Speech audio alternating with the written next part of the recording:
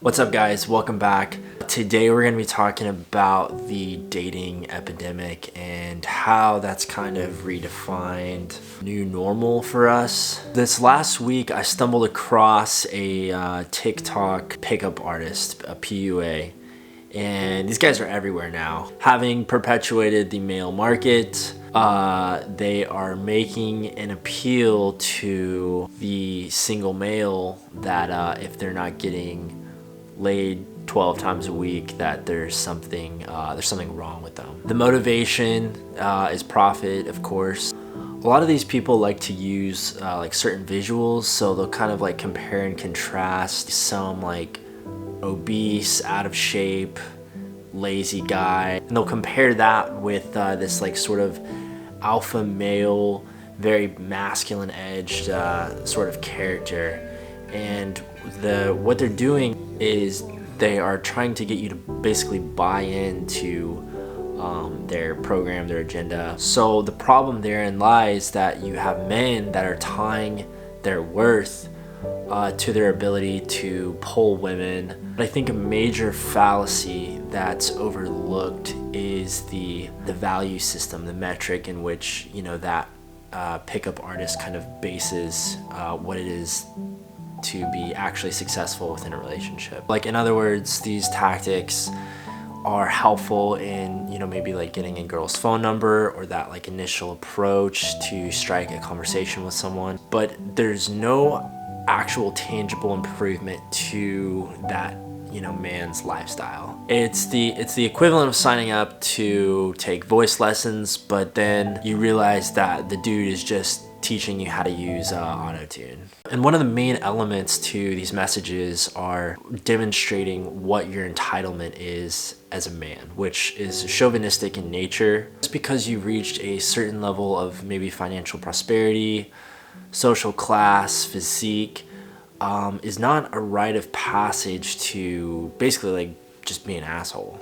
Yo, I do it for real. Those things might be a qualifying factor or component in your own in the grand scheme of your own like personal development. The problem is this glorification of a macho persona. Yo, how about you coming right on this day? Oh, Nate. And what I would say to that is, if anything is glorified, let it be ambition. That's your source for getting things done, for accomplishing tasks, for having a vision. And it views others as companions to your life rather than competitors. There's nothing wrong with wanting to be the best, with wanting to be competitive, wanting to win, right? I'm just saying, like, a lot of the times media kind of paints this picture that it's us versus the world and everyone's out to get us. And that kind of puts you in a defensive mindset, when a lot of the times it's really just, you versus yourself. No matter how hopeless I am, no matter how confused, that guilt is always there, reminding me of the truth. What truth? And that comparison taints our ability to recognize internal versus external pressure, right? So it starts to gray out the motivations behind your actions, because then you start to wonder, is this something that I would have done for myself had I not heard, this advice or consumed this sort of content. I gotta go home. I'll do it later.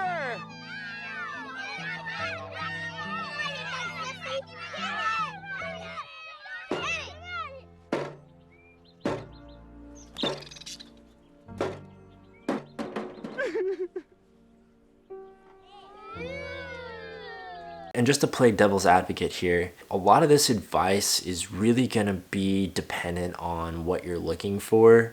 Maybe you want something kind of low cost. You don't want the implications of a long-term monogamous relationship. But eventually, whenever you do decide that you want something more, what a tragedy that would be to score the date and you say all the right things only for the person that you're pursuing to find out that there was no actual substance behind this game that you played. You can't bluff in a relationship. Maybe at first, but eventually you have to show your cards.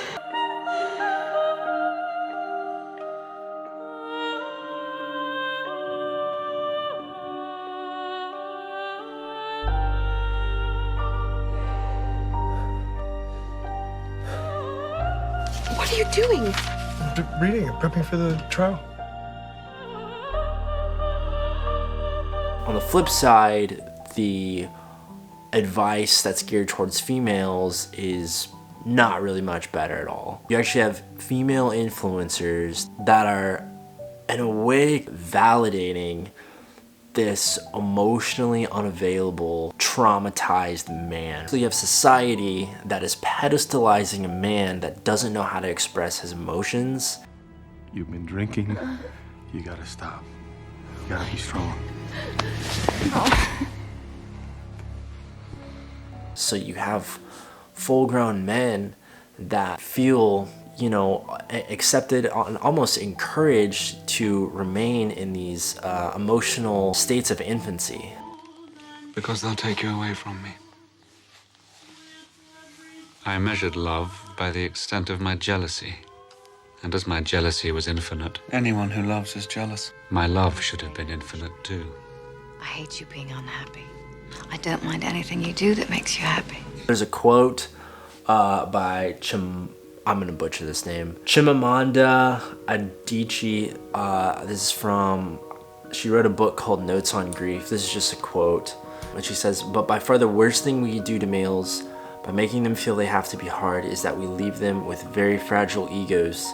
The harder a man feels compelled to be, the weaker his ego becomes." So now you have men in these two extremes, right? So you have either a very superior complex or an inferior complex. So either wildly insecure and fragile with low self-esteem, or their ego is so grossly inflated that they think that the world revolves around them, making them victims to the Dunning-Kruger effect, which is a terrifying place to be in because you start to believe all these lies that you're telling yourself. To be honest, I feel like one of the healthiest, most masculine or feminine thing that you can do for yourself is to continually engage in activities that humble you. For me, this is writing and probably doing yoga, both which when I started I was terrible at, and yoga I'm still pretty bad, but the whole point is it's not to be good at it, right? It serves as a constant reminder. You know, it's not always about how I look all the time. It's not always about how I feel all the time.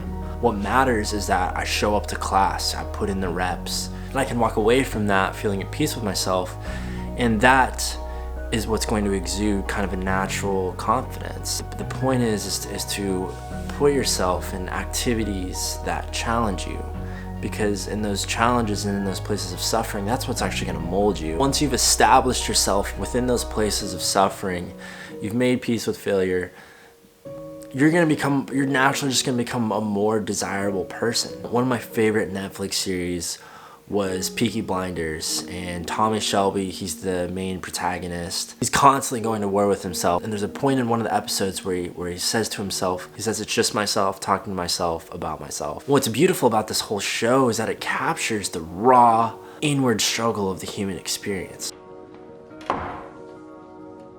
Happy or sad?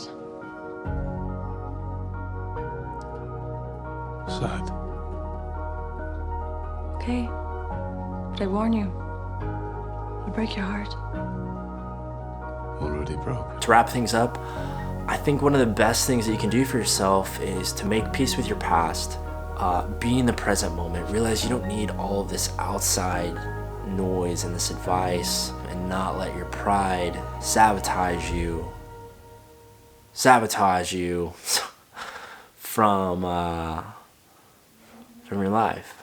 So anyways, guys, that's all I got. Till next time, peace.